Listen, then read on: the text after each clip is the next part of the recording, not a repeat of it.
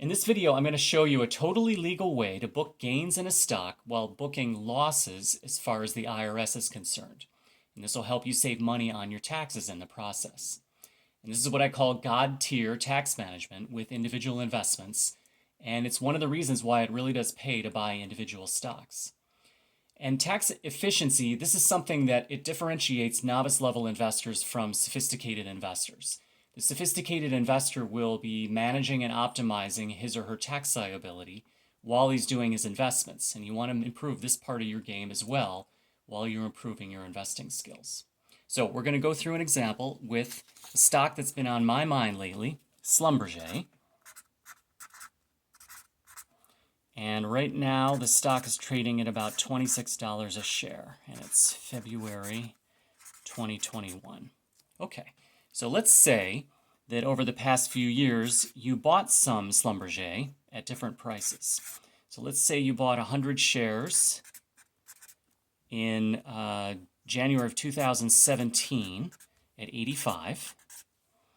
And let's say you also bought another 100 shares at 60 in September of 2018. And then you bought another 100 shares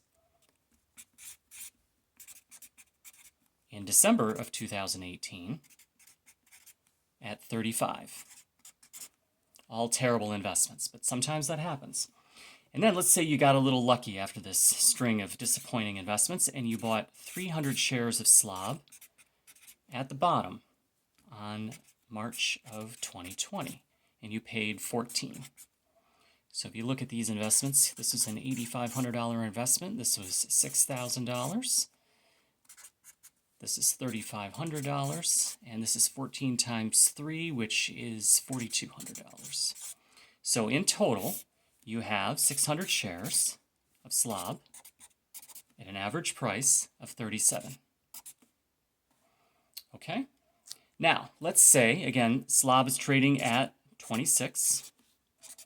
And you think, okay, well, the 300 shares I bought at 14 is nearly doubled.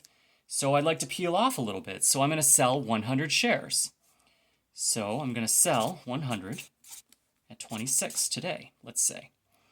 So the question is, from the standpoint of the IRS, which of these 100 shares did you sell?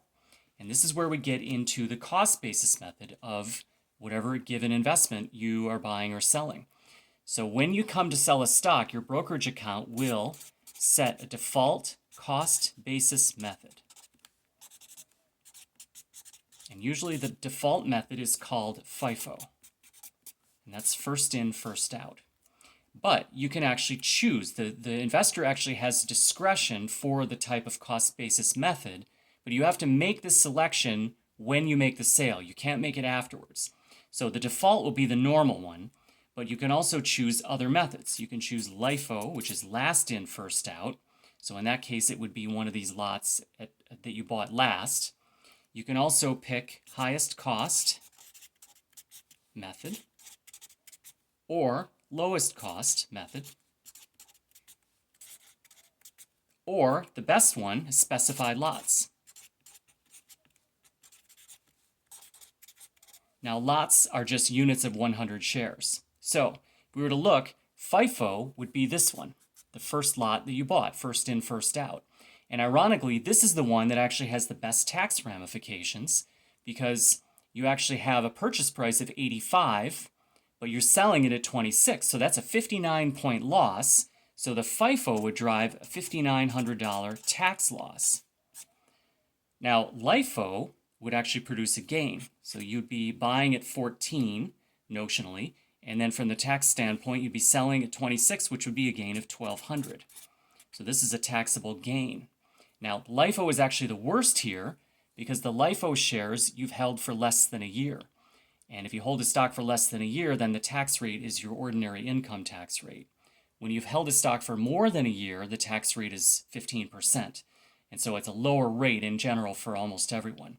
And then furthermore, when you have a loss, obviously that just is a number that's you can subtract against other gains you've had over the course of a year. So highest cost and lowest cost just would be the lots with the highest cost basis. And then specified lot would be whichever specific one you wanted to choose.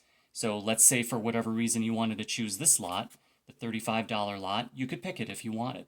And the brokerage account will have a setting that'll let you choose that. So the whole idea is to do what's most efficient from the tax standpoint based on how your tax year is shaping up. So for example, if you have a lot of gains from other stocks that you've sold, you probably want to maximize your loss here, and you would choose the FIFO or the highest cost, or you'd specify this top lot.